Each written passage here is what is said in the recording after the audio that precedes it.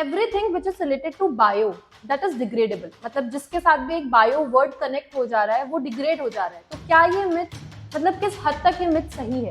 Bioplastics जो हैं ज़रूरी नहीं है कि वो कम्प्लीटली बायोडिग्रेडेबल हों। तो अगर बायोप्लास्टिक्स इतने ज़्यादा प्रॉमिसिंग है तो अभी तक हम इसको फुली अडेप्ट क्यों नहीं कर पाए?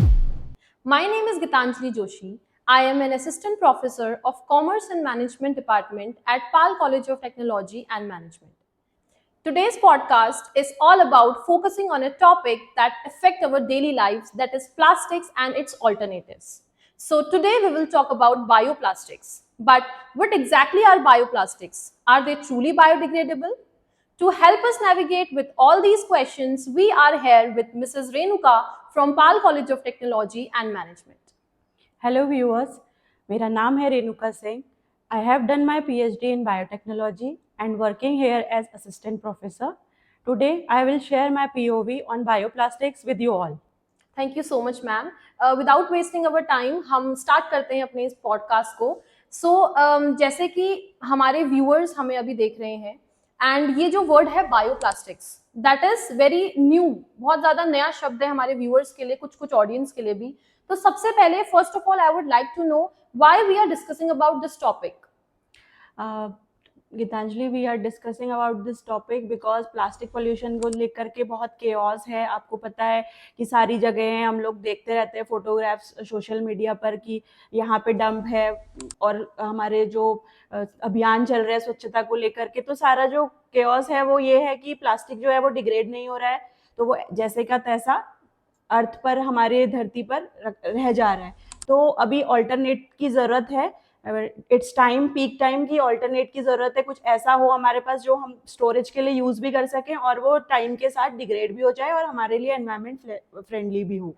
Yes ma'am, you are absolutely correct. Because plastics को यूज करके हम अपने अर्थ में प्लास्टिक्स को जस्ट पाइल अप कर रहे हैं, बिकॉज दैट इज समथिंग जो कभी डिग्रेड नहीं होगा. एक मिथ है जो अभी कॉमन हमारी सोसाइटी में प्रिवेल कर रहा है, दैट इज कि everything which is related to bio that is degradable, मतलब जिसके साथ भी एक बायो वर्ड कनेक्ट हो जा रहा है वो डिग्रेड हो जा रहा है. तो क्या ये मिथ, मतलब किस हद तक ये मिथ सही है?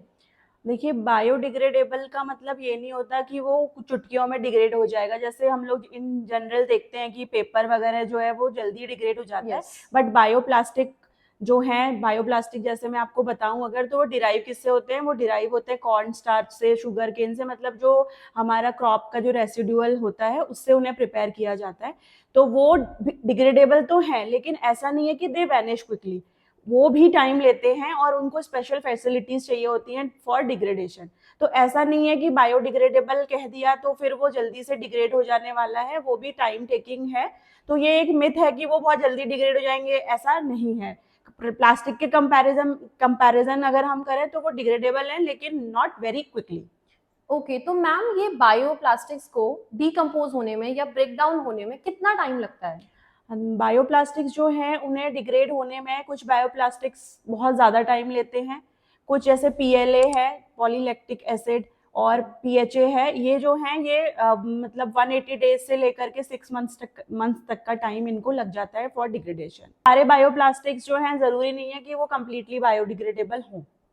ये भी एक मिथ है जो लोगों को लगता है कि बायोप्लास्टिक कह दिया तो इट इज बायोडिग्रेड, मतलब वो पूरा डिग्रेड हो जाएगा. तो वो कंफ्यूज करते हैं कहीं ना कहीं रिसाइक्लेबल होने से. तो बायोडिग्रेडेबल रिसाइकल हो जाते हैं इजीली, जो कि प्लास्टिक जो हम लोग इन जनरल यूज कर रहे हैं, सिंगल यूज प्लास्टिक, वो रिसाइकल नहीं होता है. जैसे हम बायोप्लास्टिक्स के बारे में बात कर रहे हैं, तो क्या ऐसे कुछ बायोप्लास्टिक्स ऑलरेडी मार्केट में हैं या हमारी सराउंडिंग्स में हैं जो हम ऑलरेडी यूज कर रहे हैं या हमारे व्यूअर्स को इसके बारे में पता ना हो?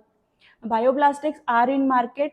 जैसे कि हमारे कॉफ़ी कप्स हैं, कटलेरी है. आप बहुत सुन रहे होंगे कि कटलेरी की बात की जा रही है कि कटलेरी ऐसी हो जो कि मतलब प्लास्टिक को रिप्लेस कर दे, इन्वायरमेंट को कम हार्म करे. तो कई तरीके की कटलेरी मार्केट में आ रही है, मिलेट से बनी हुई, जैगरी से बनी हुई, एंड इसी के बीच में बायोप्लास्टिक से बनी हुई कटलेरी है और भी कॉफ़ी मग कप्स हैं. इस तरीके की जो चीज़ें हैं, आपकी पैकेजिंग है, ये सब है मार्केट में ऑलरेडी अवेलेबल। मैम अगर बायोप्लास्टिक्स इतने ज्यादा प्रॉमिसिंग हैं तो अभी तक हम इसे फुली अडेप्ट क्यों नहीं कर पा रहे हैं? कौन कौन से ऐसे चैलेंजेस हैं जो आपको लगता है कि सामने आ रहे हैं? जो सबसे पहला चैलेंज है बायोप्लास्टिक के लिए वो ये है कि इसकी कॉस्ट ऑफ प्रोडक्शन हाई है।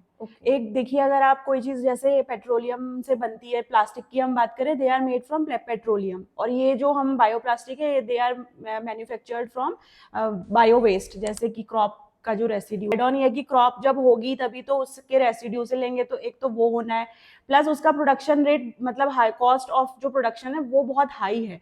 तो इस वजह से प्लास्टिक्स जो है आपने देखा है वो वेरी चीपली अवेलेबल है मार्केट में, लेकिन बायोप्लास्टिक्स भी अवेलेबल है बट वो थोड़े से ज्यादा कॉस्टली होते हैं। तो एक तो cost of production is the main thing कि वो इतने ज्यादा मार्केट में अवेलेबल नहीं है। दूसरी अगर हम बात करें तो उनको भी डिग्रेड करने के लिए मैंने जैसे बताया था पहले ही क्वेश्चन में कि उनको स्पेशल फैसिलिटीज चाहिए होती हैं, हाई टेम्परेचर रूम्स वगैरह में उन्हें ट्रीटमेंट देना होता है। एक दूसरा पॉइंट ये हो गया कि उनको भी स्पेशल ट्रीटमेंट की जरूरत है। तो इस तरीके से ये कुछ चीजें हैं जिसकी वजह से बायोप्लास्टिक्स मार्केट में अवेलेबल तो है but it is not very popular. Ma'am क्या कोई ऐसी कंपनीज हैं स्पेशली इन इंडिया जो बायोप्लास्टिक्स के साथ इन्वॉल्व हैं? इंडिया में जैसे एनवी ग्रीन एक कंपनी है that they are into bioplastics, true green है, और एक प्लास्टो बैग्स है जो ये ग्लव्स होते हैं हमारे सर्जिकल ग्लव्स वगैरह जो होते हैं ये बना रहे हैं, और जो ये ट्रू ग्रीन है दैट इज इनटू कटलरी। तो ये 2-3 कंपनियां बहुत सारी हैं, और अभी हाल फिलहाल में गवर्नमेंट जो है वो आपको स्टार्टअप्स के लिए भी एड कर रही है, तो कंपनीज आ रही है मार्केट में, बट दे मतलब ये 2-3 कंपनियां जो है they are leading the market. It's like कि हमारा जो फ्यूचर है वो काफी हद तक बायोप्लास्टिक्स की तरफ जाएगा अब रादर देन यूजिंग बिल्कुल प्लास्टिक्स, बिल्कुल जो कि जरूरी भी है। बायोप्लास्टिक्स को अडॉप्ट करना कहीं ना कहीं अब चॉइस नहीं रह गई है, वी हैव टू, क्योंकि हम इतना स्टक हो चुके हैं, हम इतना पॉलीथीन जमा कर चुके हैं ऑलरेडी कि वो तो कहीं जाने नहीं वाला। बट हाँ, हम एज अ कंज्यूमर हमारी ये रिस्पॉन्सिबिलिटी बनती है कि हम फर्दर उसको पाइल अप होने से रोकें।